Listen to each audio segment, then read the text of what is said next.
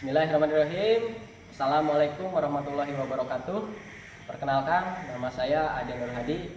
Saya guru di SMKN 1 Kertajati sebagai mahasiswa PPG dalam jabatan kategori 2 di Universitas Negeri Medan. Saya akan melaksanakan uji kompetensi program pendidikan profesi guru periode 7 tahun 2022. Pada hari ini tanggal 14 Desember 2022 untuk mata pelajaran pemeliharaan mesin kendaraan ringan dengan materi sistem pendinginan.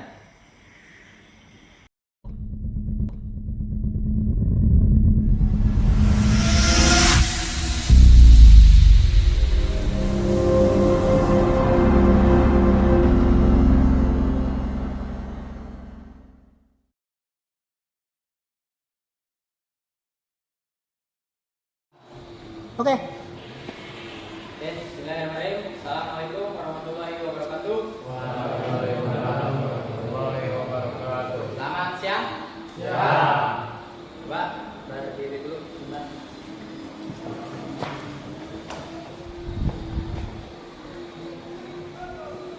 Selamat siang. Siang. Masih pada lemas, yang kompak dong. Selamat siang. Siang.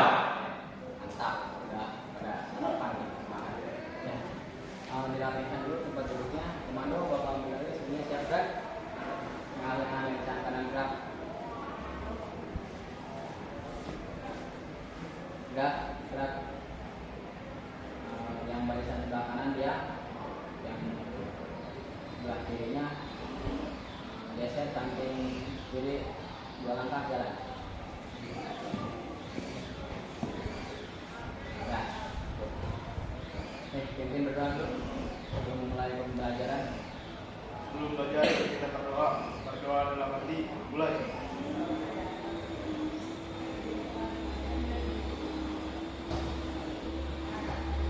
Doa selesai. Ya, boleh duduk.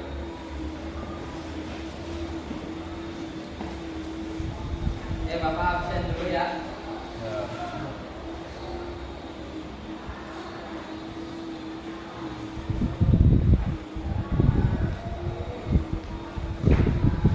Abdul Rahim.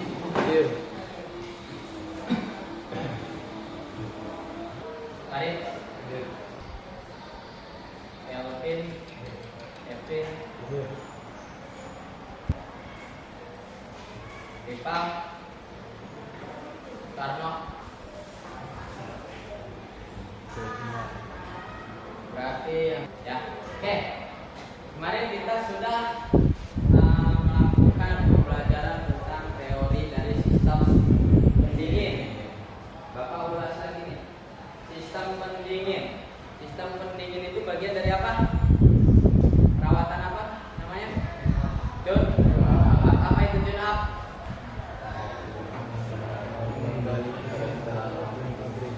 Coba tangan yang lantang suaranya. Jawab. Ya, Cahya. Mengoptimalkan kendaraan mesin ke Ya. jalan pabrik. Mengoptimalkan kondisi kendaraan atau mesinnya ke standar pabrik. Distandarkan kembali. Sistem kemasannya distandarkan. Olehnya kalau jelek diganti. Mekanisme kartu setelannya kalau kurang itu diperiksa. Terus di setelan pabrikan kembali spesifikasinya. Sama sekarang sistem pendingin juga dilakukan pemeriksaan. Kalau misalkan kondisinya kurang baik, lakukan penggantian atau perbaikan. Itu yang dinamakan dengan cut. Nah, oke, balik lagi ke sistem pendingin. Kemarin sudah belajar kan apa itu sistem pendingin?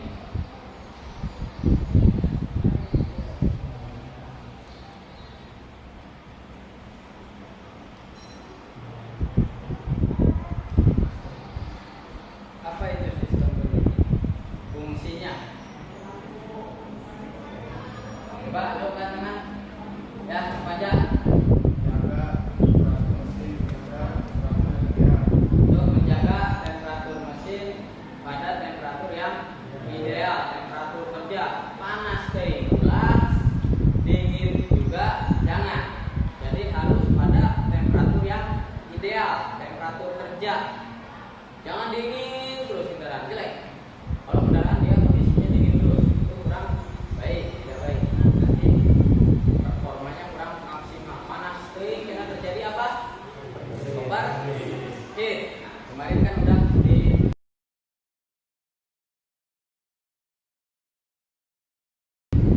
gejala apa saja yang terjadi pada kendaraan kalau sistem pelumasannya, sistem pendinginannya ada kerusakan. Contohnya apa? Mari yang kita diskusikan. Coba. Pada saat macet, kendaraan temperaturnya menyala, indikatornya yang di mesin, yang di dashboard, ada kan indikatornya? Ya, kalau overheat dia akan menyala, atau temperaturnya dia akan ke posisi hot. Pada saat macet berarti apanya? Bisa terjadi kipas yang mati. Terus dalam kondisi kendaraan kenceng nih, jadi overheat, indikator nyala, panas berlebih, overheat, bisa kemungkinan itu dari termostat. Nah, kalau tidak segera diperbaiki, akibat pada mesin akan terjadi apa? Overheat ya. Setelah overheat, kalau dibongkar itu apa biasanya yang rusak? Setelah kemarin didiskusikan, kemungkinan terburuknya kepala silinder terjadi bengkok.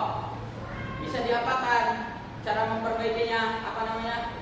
Yang tahu kemarin bisa rak, atau bahasa bengkelnya di slap. Jadi si silinder head di scrub lagi. Nanti di overhaul kalian akan dipelajari cara memeriksa atau mengukur kebengkokan dari silinder head. Ada standarisasinya, ada spesifikasinya.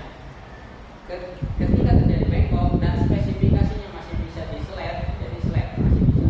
Kalau sudah tidak bisa harus diganti silinder head. Sekarang kita akan melakukan pemeriksaan pada sistem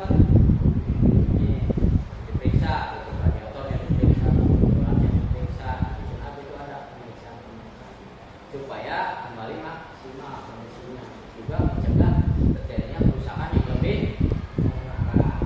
Untuk air radiator kemarin ada kemungkinan kedepannya kan bisa air radiator itu tanpa perawatan, bisa kayak aki, ada aki kering, ada aki basah. Kemungkinan apa?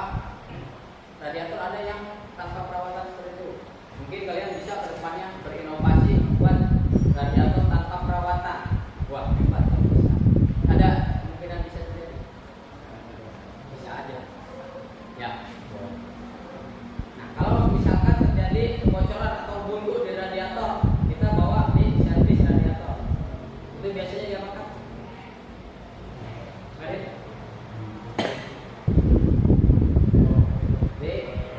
Colokan lubang-lubang dari radiator dibersihkan supaya tidak buntu. Buntu itu jalurnya tersumbat, tertutup, jadi pendinginan berapa.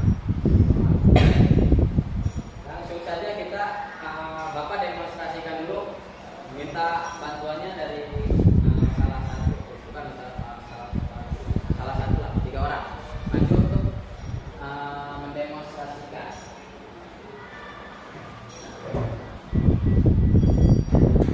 Bapak minta tarik, terus Abdul dan Bapak Anja maju. Coba demonstrasikan, nanti Bapak arahkan. Yang lain perhatikan, nanti berkelompok mempraktikannya. Cara pemeriksaan sistem pendingin. Ya, buka dulu Pak mesin.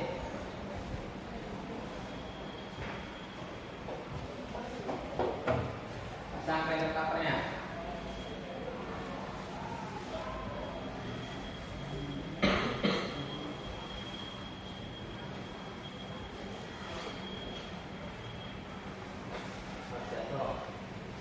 Rapi sebenarnya. Nanti sama supaya tidak kecewa kalau kalian buka bengkel tuh, kalau rapi, customer itu senang lihatnya. Kalian yang lainnya perhatikan biar bisa pemasangannya. Nanti biasanya tune up itu masuk ke kunci kom, jadi kalian harus bisa memasang pendek. Balik.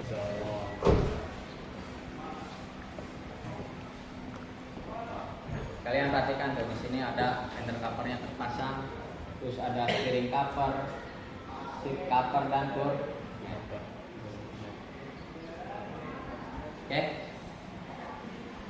Kalau sudah bisa diperhatikan, boleh duduk dulu. Ini Bapak jelaskan dulu. Nah, kelompok masih seperti yang kemarin karena sudah dibagi ya, secara heterogen sama Bapak. Nah, ini job sheet juga sudah dibagikan untuk dipelajari di rumah. Mungkin kalian sudah baca-baca. Bapak jelaskan dulu sedikit. Job sheet atau LKPD. Nah, di sini lihat di lembar yang ini ada petunjuknya. Coba perkelompok dulu duduknya supaya bisa lihat job sheet-nya. Lingkar. Kalau kelompok ngapain melingkar sama Asep biasa. Oh iya, sama itu. Ya.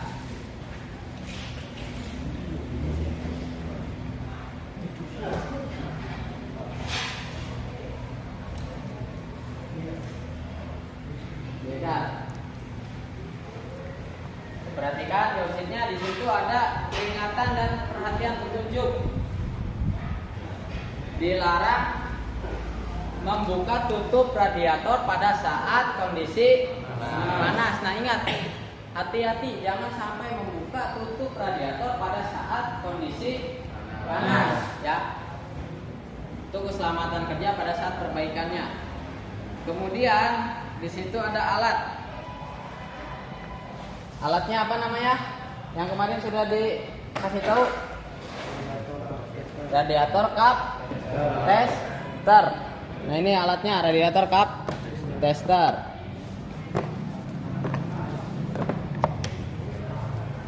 Ada kan digambar?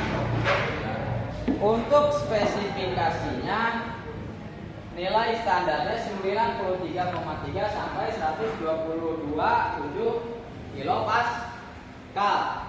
Nanti kalian diperiksa tutup radiatornya. Kemudian nomor selanjutnya lihat.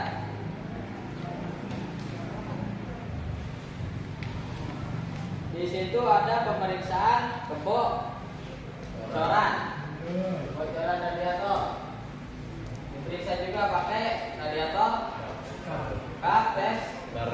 Periksa kebocorannya.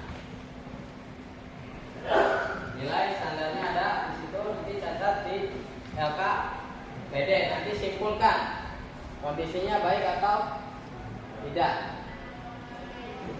Ya. Oke, Farid, karena untuk mana yang bisa masuk ke tutupnya, itu yang bisa masuk. Kemudian pasangkan ke radiator tester. Nah, ini salah.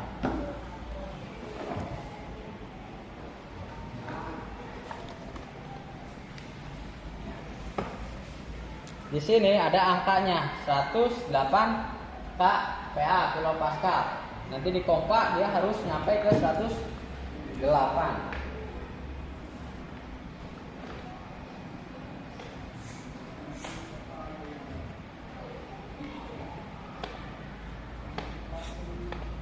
Nah, ini masih dalam kondisi baik, dia masih masuk ke 10 bar. 108 itu di 11 kPa. 108 kPa atau 11 bar. Jadi masih dalam kondisi baik. Asal jangan sampai tidak bisa ke angka 10. Kalau di pompa dia tidak nyampe ke angka 10, berarti kondisinya sudah rusak. Ya, harus dilakukan penggantian. Nah, setelah diperiksa, kalau melepasnya harus dipencet anginnya dulu. Ya. Kemudian periksa apa fungsi tutup radiator kemarin? Apa? Panja? Relief valve dan vacuum valve. Kalau relief valve dia pada saat ditekan, ketika ada tekanan dia akan membuka air radiator masuk ke reservoir. Kalau vacuum valve diperiksa juga vacuum valve nih. Dibuka, dilakukan pemeriksaan, dia harus balik lagi Ketika terjadi kevakuman, dia membuka dan menyedot air yang di reservoir kembali ke radiator. Periksa karet-karetnya dari kerusakan. Kalau misalkan ada sobek harus diganti. Seperti itu. Kemudian kebocorannya di radiator kalian periksa.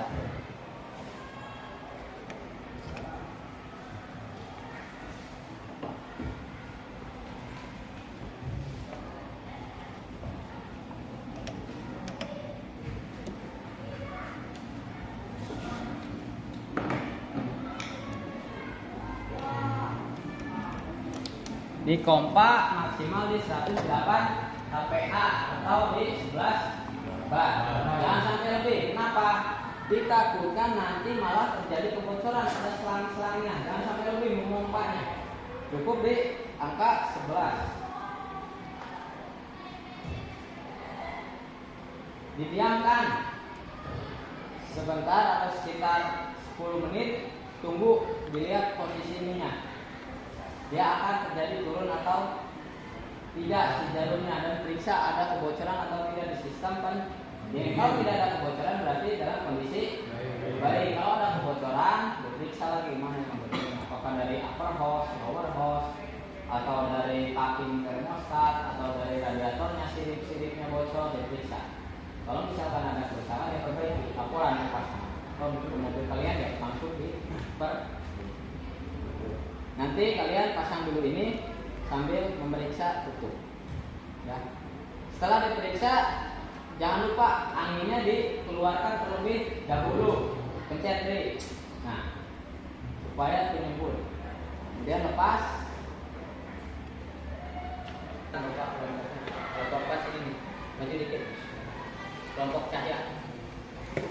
Soekarno agak ke belakang.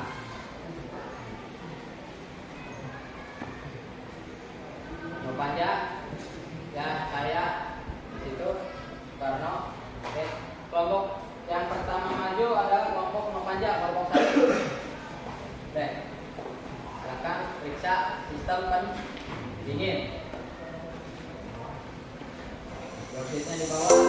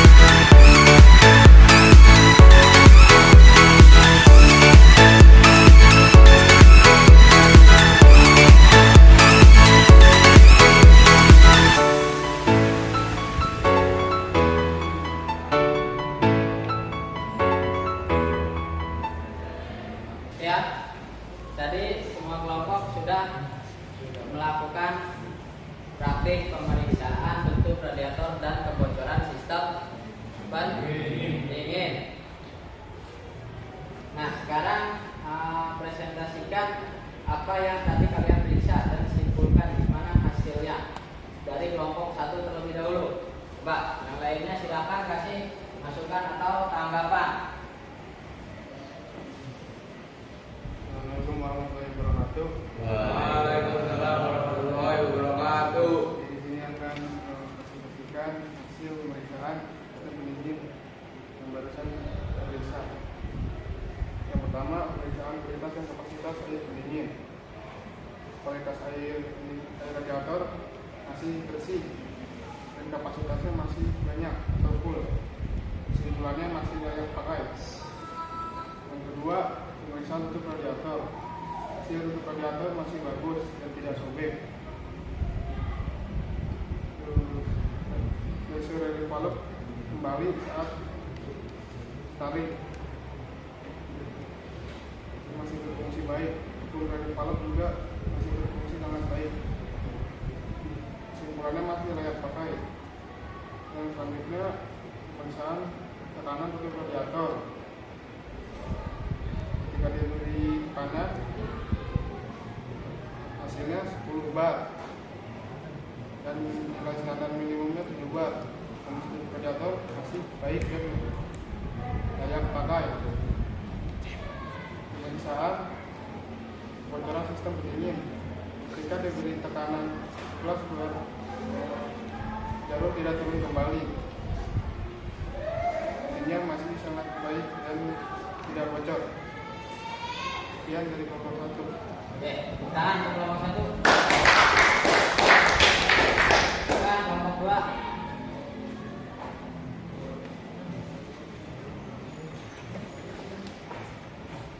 Assalamualaikum warahmatullahi wabarakatuh. Waalaikumsalam warahmatullahi wabarakatuh.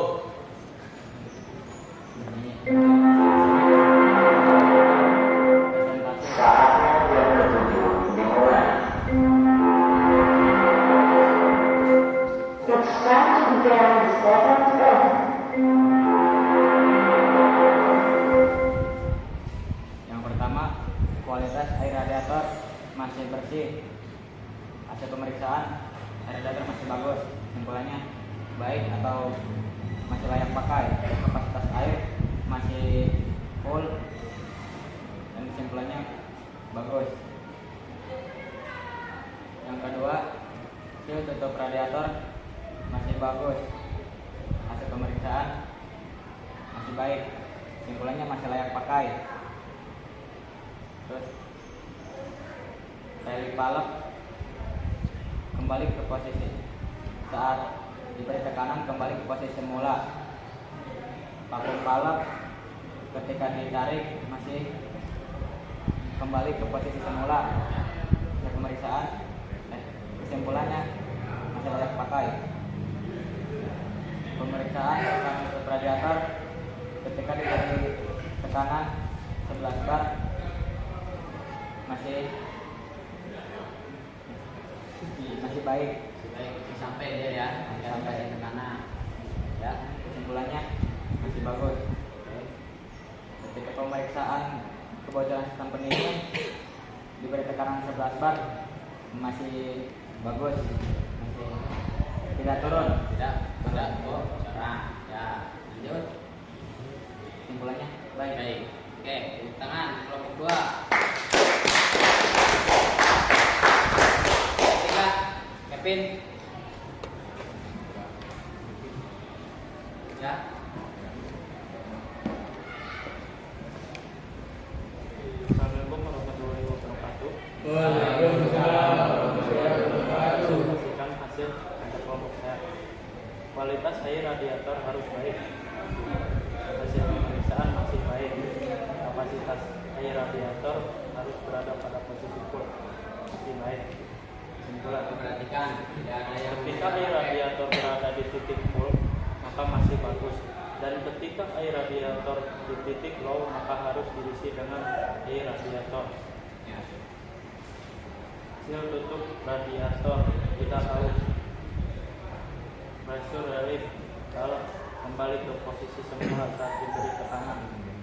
Vacuum relief valve kembali ke posisi semula saat ditarik. Masih bagus. Ketika ada kebocoran pada tutup radiator, maka cek relief valve dan vacuum valve.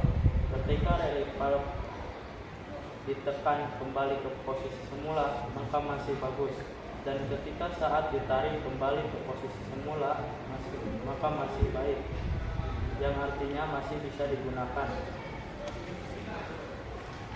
Pemeriksaan tekanan tutup radiator.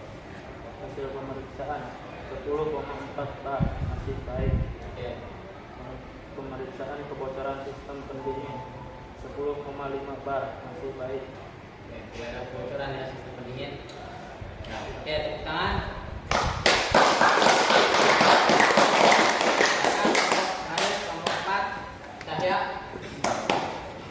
Assalamualaikum warahmatullahi wabarakatuh. Waalaikumsalam warahmatullahi wabarakatuh. Yang pertama, pemeriksaan kualitas dan kapasitas air pendingin. Spesifikasi kualitas air radiator harus baik. Kapasitas air radiator harus berada pada posisi full. Hasil pemeriksaan, kualitas air masih dalam kondisi baik. Kapasitas air masih full. Kesimpulan baik. Yang kedua, seal tutup radiator tidak aus. Pressure relief valve kembali ke posisi semula saat diberi tekanan. Vacuum relief valve kembali ke posisi semula saat ditarik. Hasil pemeriksaan tidak aus. Kembali pressure relief valve kembali saat ditarik. Vacuum relief valve kembali saat ditarik. Kesimpulan masih bagus semua. Yang ketiga, pemeriksaan tekanan tutup radiator. Ketika diberi tekanan 11 bar, jarum tidak turun. Kesimpulan masih bagus. Yang keempat, pemeriksaan kebocoran sistem pendingin. Ketika diberi tekanan 11 bar, tidak ada kebocoran. Kesimpulan bagus, masih layak dipakai. Oke, terima kasih. Tepuk tangan semua. Ya, terima kasih untuk seluruh kelompok yang sudah mempresentasikan hasil dari tadi pemeriksaan sistem pendingin. Jadi kesimpulannya kendaraan ini sistem pendinginannya masih baik, masih bisa dipakai. Untuk radiator ketika dikasih tekanan sampai dia masih bisa di angka 10 bar. Sedangkan standarnya itu 7,85 sampai 10,5 bar. Jadi masih ada di tengah-tengah. Itu untuk tutup radiator yang sudah dipakai. Kalau yang baru, tutup radiatornya ada lagi spesifikasinya, seperti yang di dioksid atau LKPD. Itu 9,3 sampai 11,5 standarnya. Ya. Kalau di kebocoran radiator dikasih 11 bar, jangan sampai lebih kasih tekanannya, hanya di 11 bar. Dicek apakah jarumnya turun atau tidak. Kalau turun berarti ada kebocoran. Diperiksa kebocorannya dari mana, lakukan perbaikan. Kalau misalkan tidak ada kebocoran berarti dalam kondisi baik.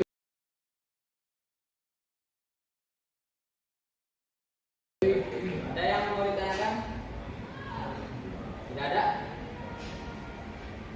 Oke, nah Bapak mau tanya dulu nih ke satu orang. Perhatikan. Karena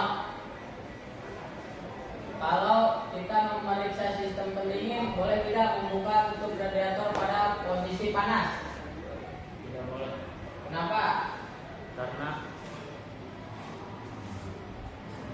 air radiator akan nyembur. Kan? Nyembur akan kalau panas dia terjadi tekanan. Jadi bisa kena luka dan tangan. Jadi harus menunggu posisi mesin dingin. Kemudian Farid, Pak. Farid, fungsi dari termostat apa Farid?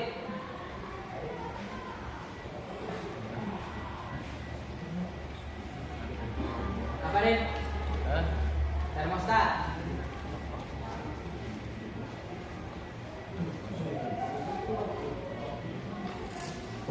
Gak ada di LKPD mah Farid. Lupa lagi. Coba bisa dibantu kelompoknya. Untuk sebagai Ya. katup yang membuka dan menutup secara otomatis Oh ya. sesuai temperatur cairan pendingin.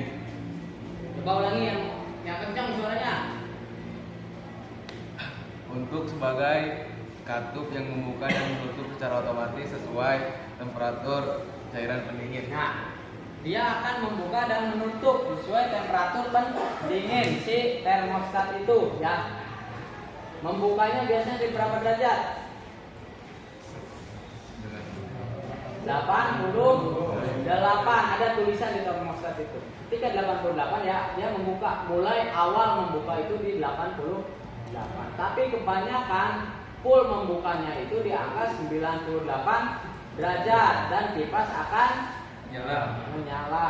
Terus Nopanja, fungsi sistem pendingin apa Nopanja?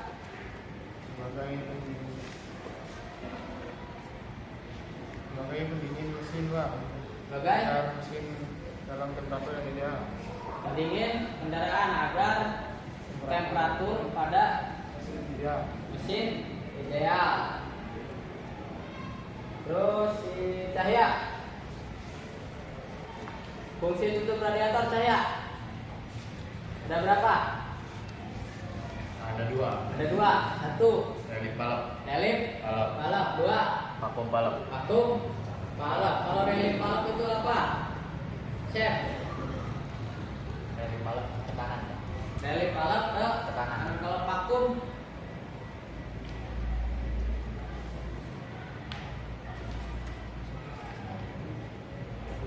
kosong, vakuman. Kalau vakum itu ya. Ya.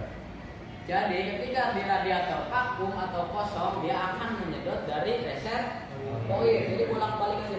Ketika terjadi tekanan berlebih, si tutup radiator membuka dan menyalurkan air di radiator ke reservoir. Terus ketika terjadi kevakuman atau kekosongan, air yang di reservoir ditarik kembali ke radiator. Nah, itu fungsi dari tutup radiator. Jadi harus dalam kondisi baik tutup radiator, kalau tidak akan terjadi overheat. Akibatnya ketika overheat yang terjadi apa? Cek kepala silinder bengkok. Cara perbaikannya diapain? Asep Saiful tadi di yang namanya strap atau di seleb, diratakan lagi kepala silindernya, nanti di overhaul, dilakukan pemeriksaannya seperti apa. Oke, bisa dipahami semua? Ya. Ya. Nah, untuk sistem pendingin kita sudahi. Nanti untuk materi selanjutnya itu ada yang namanya sistem bahan bakar EPI. Apa itu EPI? Ada yang pernah dengar? Ada yang pernah lihat? Ya, apa aja? Electronic fuel injection. Jadi sistem bahan bakarnya sudah dengan cara yang elektronik, disemprotkan oleh injektor. Sudah tidak pakai apa? Karburator. Pakainya apa? CO. Apa coba? Ayo. CO. Terus nanti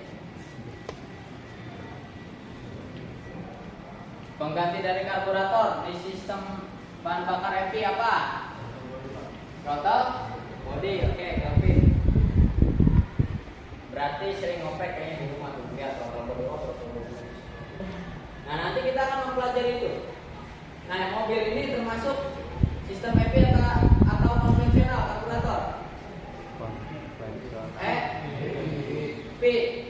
sudah EPI. Jadi ada komputernya, ada ECU, ada sensor dan ada aktuator. Di sistem bahan bakar ada sensor-sensornya. Nanti kita akan pelajari ada sensor TPS, throttle position sensor, ada ISC, aktuator. Kalau ISC idle, speed, control. Terus banyak masih ada mass air flow. Tipe EPI juga ada dua, ada tipe L dan ada tipe D.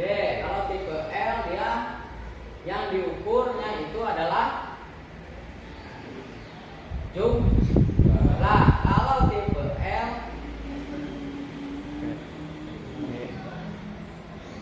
tipe D ke kanan. Kalau tipe L jumlah udara yang masuk. Kalau ini tipe L dia udah pakai mass air flow. Kalau tipe D sensornya manifold absolute pressure. Jadi tekanan yang diukur udara.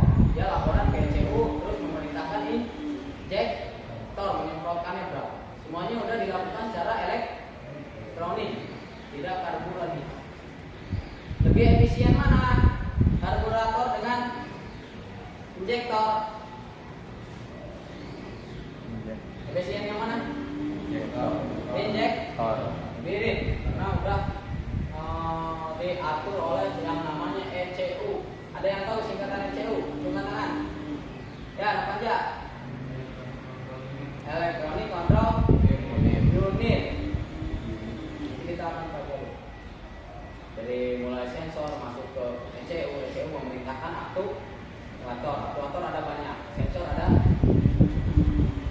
Nah, nanti Bapak akan kirimkan modulnya di rumah, kalian pelajari materi-materi dari yang Bapak berikan tentang sistem MP.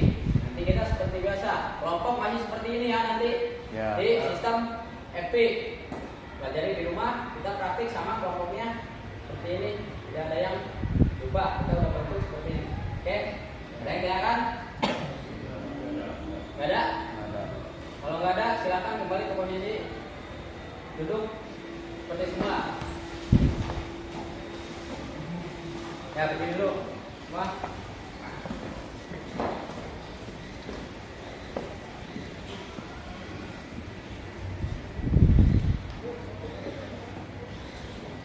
Sebelum mengakhiri pelajaran, kita rapikan dulu lah.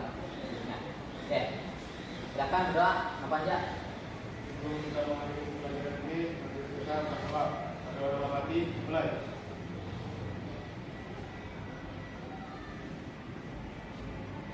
Doa selesai. Boleh, silakan.